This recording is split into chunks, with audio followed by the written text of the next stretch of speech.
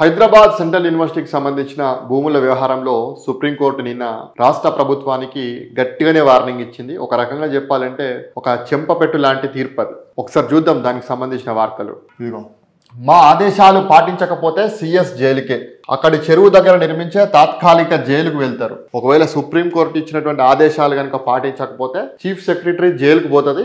ఎక్కడో జైలుకు కాదు, ఆ హెచ్సియు దగ్గర ఉన్నటువంటి చెరువు దగ్గర నిర్మించేటువంటి ఒక తాత్కాలిక జైలుకే పంపిస్తామని చెప్పేసి చాలా గట్టిగానే చీఫ్ సెక్రటరీకి వార్నింగ్ ఇచ్చింది సుప్రీంకోర్టు నిన్న. మీరు దానినే కోరుకుంటే మేమేం చేయలేం, అంటే జైలునే కోరుకుంటే సుప్రీంకోర్టు కూడా ఏం చేయలేదని చెప్తాంది. వ్యక్తిగతంగా బాధ్యత వహించాల్సి ఉంటుంది. శాంతికుమారి చీఫ్ సెక్రటరీ ఈ యొక్క ఆదేశాలు పాటించకపోతే వ్యక్తిగతంగా బాధ్యత వహించాల్సి ఉంటుందని చెప్పేసి సుప్రీంకోర్టు కీలక వ్యాఖ్యలు చేసింది. సిఎస్ చీఫ్ సెక్రటరీ అక్కడ పరిశీలించి 16వ తేదీలోపు నివేదిక ఇవ్వాలి. అక్కడ ఉన్నటువంటి హెచ్సియుకి సంబంధించినటువంటి భూముల వ్యవహారంలో అక్కడ అటవీ శాఖ అనుమతులు లేకుండా చేసినటువంటి ఒక చెట్ల నరికివేత గురించి 16వ తేదీలోపు నివేదిక ఇవ్వాలని చెప్పేసి సుప్రీంకోర్టు తీర్పు ఇచ్చింది, వ్యాఖ్యలు చేసింది. 2-3 రోజుల్లోనే 100 ఎకరాల నరికివేత.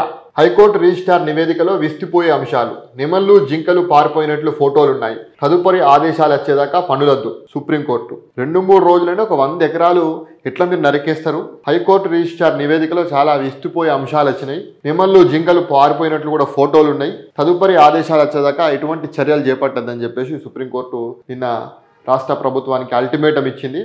అయితే చూద్దాం, కంచగచ్చిబౌలిలో చెట్లను తొలగించి అభివృద్ధి కార్యకలాపాలు చేపట్టాల్సిన అవసరం ఏంటి? ప్రభుత్వం పర్యావరణ శాఖ నుంచి అనుమతి తీసుకుందా? తీసుకోలే, నో అనుమతి. చెట్ల నరికివేత కోసం అటవీ అధికారుల నుంచి అనుమతులు పొందారా?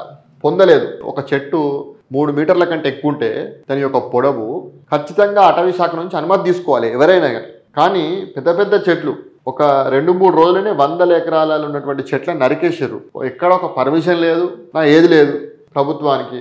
ఎందుకు మాదే ప్రభుత్వం అని చెప్పేసి అనుకున్నట్టున్నారు. ప్రభుత్వమే కొట్టేస్తుంది కదా, అటవీ శాఖ ఏంది ప్రభుత్వం ఏంది అనుకున్నట్టున్నారు. రాష్ట్ర ప్రభుత్వం ఏర్పాటు చేసిన కమిటీలో అధికారులను నియమించాల్సిన అవసరం ఏంటి?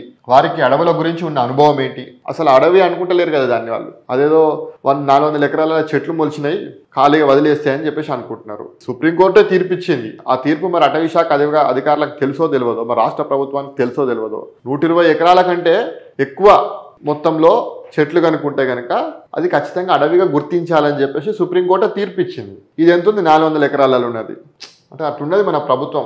అక్కడ నరికిన చెట్లతో ఏం చేస్తుంది? వీటన్నిటిపై నివేదిక సమర్పించాలని చెప్పేసి సుప్రీంకోర్టు ధర్మాసనం అనేది నిన్న తీర్పు ఇచ్చింది. అయితే ఇంకొక విషయం మనం చూస్తున్నాము. ఈ పక్కకే 2000 ఎకరాల్లో ప్రపంచ స్థాయి ఎకో పార్క్. ప్రభుత్వ భూమి 400 ఎకరాల్లోనే కాకుండా హెచ్సియు 1600 ఎకరాలని కలిపి ఏర్పాటు. ఈ ప్రభుత్వ భూమి 400 ఎకరాలట, 1600 ఎకరాలు హెచ్సియు అట. అంటే హెచ్సియుని కూడా తీసేస్తారేంది రేపు రాబోయే రోజులలో? కొత్త స్టంట్ తీసుకొస్తున్నారు మళ్ళీ ఈ అంశాన్ని. ఇప్పుడు ఎట్లాగో ఈ యొక్క 400 ఎకరాలకు సంబంధించి పెద్ద గొడవ జరుగుతుంది ఈ రాష్ట్రంలో. విద్యార్థులు, అదేవిధంగా ప్రజా సంఘాలు, ప్రజలు కూడా తీవ్ర వ్యతిరేకత వచ్చింది అని చెప్పేసి ఇంకొక కొత్త ఇష్యూని మళ్ళీ ముంగడ తీసుకొచ్చారు. ఏం తీసుకొచ్చారంటే 2000 ఎకరాల్లో ప్రపంచ స్థాయి ఎకో పార్క్ అట. నిన్న మొన్నటి దాకా 400 ఎకరాలను అమ్ముతాము, భూములు వేలం చేస్తాము, ప్రభుత్వం నష్టాలలో ఉంది, ఆర్థిక ఇబ్బందులలో ఉన్నది, ప్రభుత్వ పథకాలు ఎట్లా నడవాలని చెప్పేసి ఈ 400 ఎకరాలు అమ్ముతామని చెప్పేసి అనుకున్నారు. ఇది ప్రభుత్వం అందే, అమ్ముతే 20,000 కోట్లు 10,000 కోట్లు సమీకరించవచ్చు అని చెప్పేసి అనుకున్నారు. మళ్ళీ కొత్త ఇష్యూ పట్టుకొచ్చారు. ప్రజలలో వ్యతిరేకత వచ్చింది కదా. 2000 ఎకరాల్లో ప్రపంచ స్థాయి ఎకో పార్క్ అట. ప్రభుత్వ భూమి 400 ఎకరాల్లోనే కాకుండా హెచ్సియు 1600 ఎకరాలని కలిపి ఈ యొక్క ఎకో పార్క్ ఏర్పాటు చేస్తారట. Singapore night safari, New York central పార్కుల తరహాలో వసతులు, హైదరాబాద్కే తలమానికంగా నిర్మాణము, భాగస్వాములతో సంప్రదింపులకు యోచన, 3 మంత్రులతో కమిటీ ఏర్పాటట. ప్రభుత్వం దగ్గర డబ్బులే లేవు కదా. అసలు మీరు ఇచ్చినటువంటి 6 గ్యారంటీలు అమలు చేయడానికే మీకు డబ్బులు లేవు. మహిళలకు 2,500 రూపాయలు ఇవ్వడానికి పైసలు లేవు. పెన్షన్లకు 4,000 రూపాయలు ఇవ్వడానికి పైసలు లేవు. ఇవన్నీ లేనప్పుడు మళ్ళీ కొత్తగా 2000 ఎకరాలల్లో ప్రపంచ స్థాయి ఎకో పార్క్ కట్టడానికి మీకు డబ్బులు ఎక్కడి నుంచి వస్తాయి? అంత డబ్బులు ఉన్నప్పుడు ఈ 400 ఎకరాలు ముందుగాల ఎందుకు అమ్మాలనుకున్నారు? ఇప్పుడు ప్రజలలో వ్యతిరేకత వస్తుంది, విద్యార్థుల నుంచి వ్యతిరేకత వస్తుంది అని చెప్పేసి మళ్ళీ కొత్త స్టంట్ పట్టుకొచ్చారు. కొత్త ఇష్యూని మళ్ళీ తీసుకొస్తున్నారు. మళ్ళీ డైవర్షన్ పాలిటిక్స్ చేస్తున్నారు. లేదు మేము 400 ఎకరాలు అమ్మనికి కాదు, ఇప్పుడు 400 ఎకరాలు ప్లస్ హెచ్సియుకి సంబంధించిన 1600 ఎకరాలు, రెండింటిని కలిపి 2000 ఎకరాలలో ఒక గొప్ప అంతర్జాతీయ స్థాయిలో ఎకో పార్క్ కడుతున్నామని చెప్పేసి మళ్ళీ కొత్త విషయాన్ని తెరపైకి తీసుకొచ్చారు. కంచగచ్చిబౌలిలో ప్రపంచంలోనే అతిపెద్ద పర్యావరణ పార్కును ఏర్పాటు చేయాలని ప్రభుత్వం భావిస్తుందా? ఏమో తెలియదు. మరి మీకే తెలియాలి ఆంధ్రజ్యోతులకు. అక్కడ 400 ఎకరాల్లోనే కాకుండా హైదరాబాద్ సెంట్రల్ యూనివర్సిటీ విస్తరించిన 1600 ఎకరాలను కలిపి సింగపూర్లోని నైట్ సఫారీ, న్యూయార్క్లోని సెంట్రల్ పార్క్ తరహాలో 2000 ఎకరాల్లో అతిపెద్ద ఎకో పార్కును ఏర్పాటు చేయనుందా? ఈ ప్రశ్నలకు అవును అనే జవాబిస్తున్నాయి ప్రభుత్వ వర్గాలు. కంచగచ్చిబౌలి భూముల వివాదంపై రాష్ట్ర ప్రభుత్వం కీలక నిర్ణయం తీసుకుందట.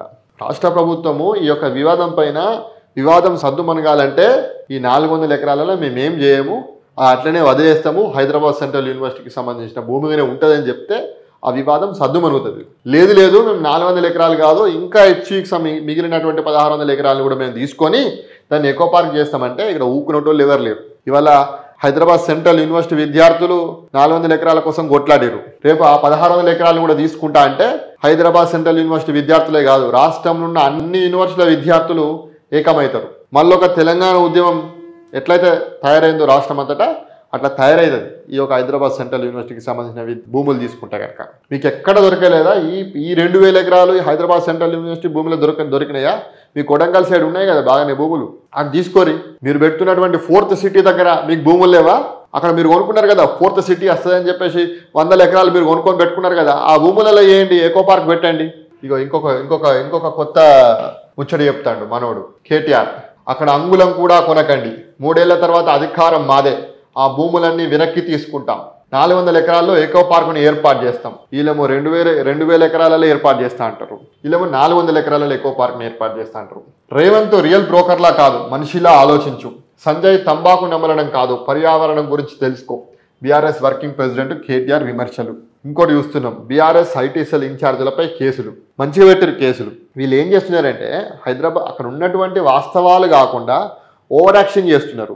ఏఐని ఆర్టిఫిషియల్ ఇంటెలిజెన్స్ని ఉపయోగించి అక్కడ ఉన్నటువంటి నెమళ్ళు, ఆల్రెడీ అక్కడ నెమళ్ళు ఉన్నాయి, జింకలు ఉన్నాయి అని చెప్పేసి ఆల్రెడీ సుప్రీంకోర్టే చెప్పింది, ఉన్నాయి వాస్తవానికి. కాకపోతే అక్కడ ఉన్నటువంటి జేసీబీలు వచ్చి అక్కడ ఉన్న చెట్లను తొలగిస్తున్నప్పుడు, నరికేస్తున్నప్పుడు అక్కడ ఏదో జింకలు అరుస్తున్నట్టు, నెమళ్ళు అరుస్తున్నట్టు ఆర్టిఫిషియల్ ఇంటెలిజెన్స్ ద్వారా ఫేక్ వీడియోస్ క్రియేట్ చేసి ఇష్యూని డైవర్ట్ చేస్తున్నారు. మీరు ఇట్లా చేయడం వల్ల ఈ నిజంగానే ఇది అక్కడ ఉన్న జింకలు నెమళ్ళు నిజంగానే లేవేమో, మొత్తం కూడా ఆర్టిఫిషియల్ ఇంటెలిజెన్స్ ద్వారా ఈ వీడియోలు తయారు చేసిరని చెప్పేసి రాంగ్ డైరెక్షన్ వెళ్తుంది. దానివల్ల హైదరాబాద్ సెంట్రల్ యూనివర్సిటీ విద్యార్థులు చేసినటువంటి పోరాటానికి అసలు అర్థం ఉండదు నిజంగా చెప్పాలంటే. అంటే వీళ్ళేమో ఇట్లా టీఆర్ఎస్ పార్టీ నాయకులేమో దీన్ని ఎట్లా క్యాచ్ చేసుకోవాలి, ఈ యొక్క ఇష్యూను మేమే బాగా చేస్తున్నాము, మా పార్టీ దీనికోసం నిలబడ్డదని చెప్పేసి చేసుకోవాలని చెప్పేసి ఈ టీఆర్ఎస్ వాళ్ళు ప్రయత్నం చేస్తారు. బీజేపీ వాళ్ళు అయితే అసలు పట్టించుకునే పరిస్థితి లేదు ఈ ఇష్యూ మీద. వీళ్ళు పోయి బీజేపీ ఎంపీలు పోయి కేంద్ర మంత్రికి లెటర్ ఇచ్చేస్తాడు. మరి బీజేపీ నేతలు ఇచ్చిన లెటర్ చూద్దాం మనం ఒకసారి. బీజేపీ నేతలు ఇచ్చిన అరవింద్ ధర్మపురి ఎంపీ స్పీకర్కి ఇచ్చినటువంటి లెటర్ కానీ, అదేవిధంగా 0 hour intervention on the protection of ecological and heritage land in Kanchagachibowli, Hyderabad by Arvind Dharmapuri MP. మిగతా అందరూ కూడా ఇచ్చారు, అందరూ కూడా సేమ్ ఇట్నే ఇచ్చారు.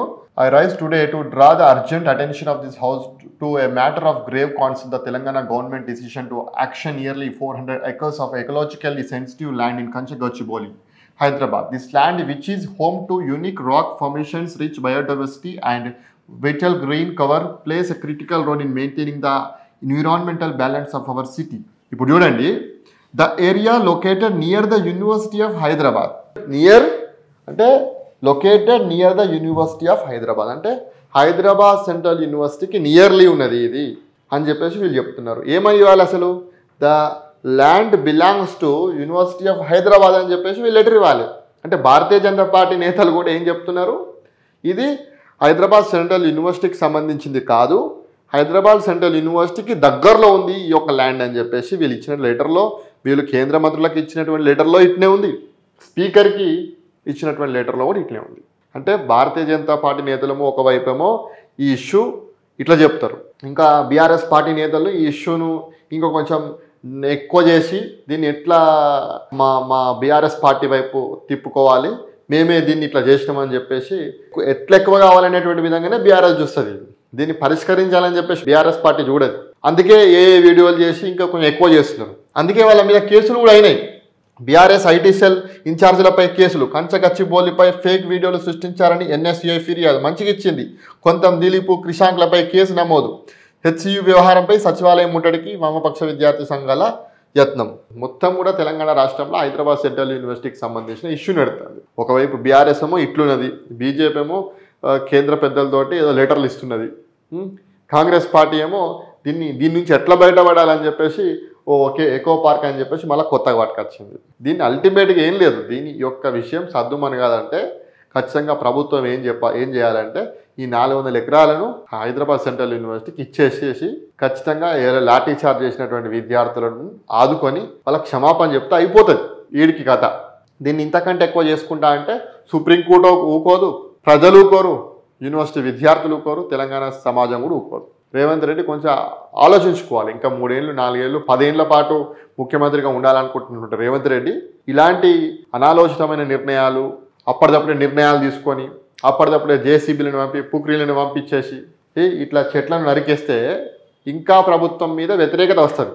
రేవంత్ రెడ్డి 10 ఏళ్ల పాటు ముఖ్యమంత్రి ఉండాలనుకుంటుండు. తెలంగాణ సమాజం కూడా ఉండాలనుకునే కేసీఆర్ను గద్దదించి రేవంత్ రెడ్డిని ముఖ్యమంత్రి చేసింది. అందులో ఎంతోమంది జర్నలిస్టులు, విద్యార్థి సంఘాలు, ప్రజా సంఘాలు కూడా అందులో భాగమైనవి. అట్లా భాగమైతేనే రేవంత్ రెడ్డి ముఖ్యమంత్రి అయ్యాడు. ఇంకో 10 ఏళ్ళు ముఖ్యమంత్రి ఉండాలనుకుంటే రేవంత్ రెడ్డి ఇట్లాంటి పిచ్చి నిర్ణయాలు తీసుకోకుండా ప్రజలకు మంచి చేసే నిర్ణయాలు తీసుకోవాలని మనం కోరుకున్నాం.